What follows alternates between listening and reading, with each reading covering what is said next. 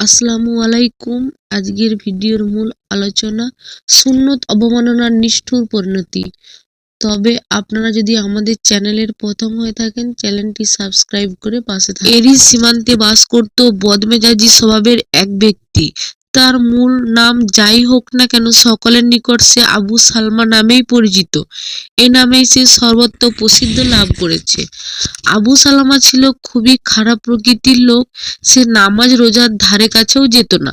উপরস্থ মাঝে মধ্যে সে রাসূল সাল্লাল্লাহু আলাইহি সাল্লামের নুরানি সুন্নত নিয়ে উপহাস করত, ঠাট্টা বিদ্রূপ করত। সে মনে করত বর্তমানে প্রকৃতির যুগে সেই প্রাচীন যুগের সুন্নত আর চলবে না, চলতে পারে না। এজন্য সুন্নতের কথা শুনলেই তার গা জ্বালা শুরু হয়ে যেত। ফলে তাৎক্ষণিকভাবে সুন্নতের বিরুদ্ধে মুখে যা আসতো তাই অবিলিক্রমেও বলে ফেলত। একটি বারের জন্য সে চিন্তা করতো না যে সুন্নত নিয়ে ঠাট্টা বিদ্রূপ করলে সুন্নতের প্রতি তাচ্ছিল্য ভাব চলে যায়। এমনকি কখনো কখনো মারাত্মক পরিণতির সম্মুখীন হতে হয়। একদিনের ঘটনা, আবু সালমা কোনো এক মজলিসে বসে আছে। এমন সময় একটি গুরুত্বপূর্ণ সুন্নত মেসওয়াকের ফজিলত সম্পর্কে আলোচনা শুরু হলে সে বলে উঠল, খোদার কসম, আমি আমার পিছনের রাস্তা ব্যতীত অন্য কোথাও মেসওয়াক ব্যবহার করব না। নাউজুবিল্লাহ। এ কথা বলে সত্যি সত্যি একটি মেসওয়াক নিয়ে তার গুহাদ্বারে ঢুকিয়ে দেয় এবং পুনরায় বের করে আনে। এ ঘটনা প্রত্যক্ষ করে সকলে হতবিহ্বল হয়ে পড়ে। কেউ কেউ সাহস করে তাকে ধিক্কার দিয়ে বলতে থাকে, আবু সালমা, এ কি করলে তুমি? নবীর সুন্নতের সাথে এমন বেয়াদবি!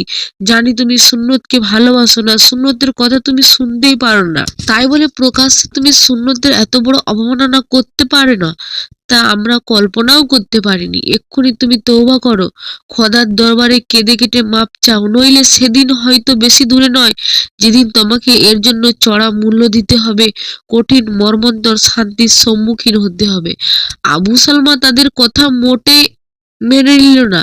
উপরন্তু সে মুখে ভেঙচিয়ে উদ্ধত্ত ভাব নিয়ে বলল, আরে রাখ তোমাদের এসব কথা, আমি এগুলোকে মোটেও ভয় পাই না, সামান্যতম পরোয়াও করি না। তোমরা দেখবে আমার কিছুই হবে না। সুন্নতের সাথে এরূপ অশালীন আচরণ ও তার উদ্ধত্ত কথার মজলিসের সকলেই তার উপর ক্ষুব্ধ হলো।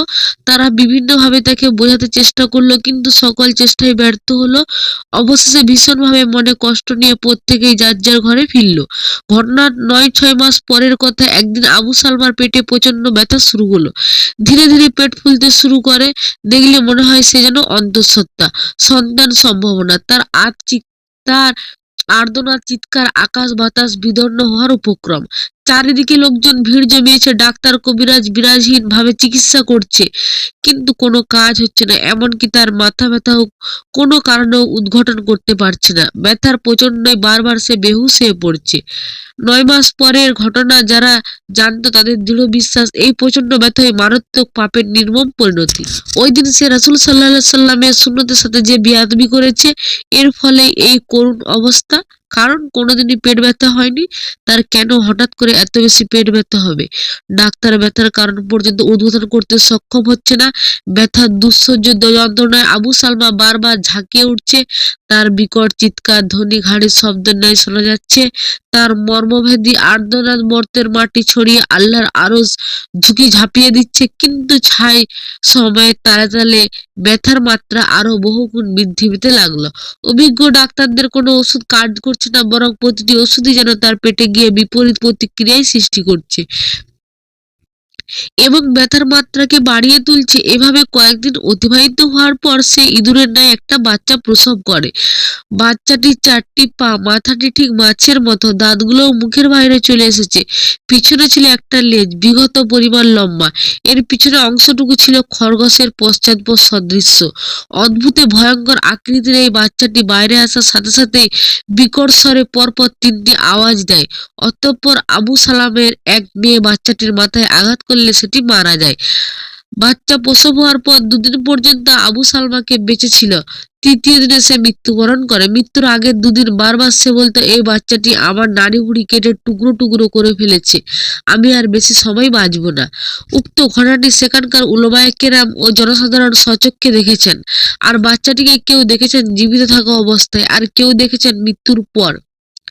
আল্লামা ইবনে কাসির রাদিয়াল্লাহু তাআলা আনহু ইবনে খালকান রহমাহুল্লাহ এর বরাত দিয়ে তার বিশ্ববিখ্যাত গ্রন্থ আল বিদায়া ওয়ান নিহায়া নামক গ্রন্থে এই ঘটনাটি বর্ণনা করেন। দিবালোকের ন্যায় পরিষ্কার যে প্রিয় নবী সাল্লাল্লাহু সাল্লামের প্রতিটি সুন্নত উম্মতের জন্য হেদায়েত।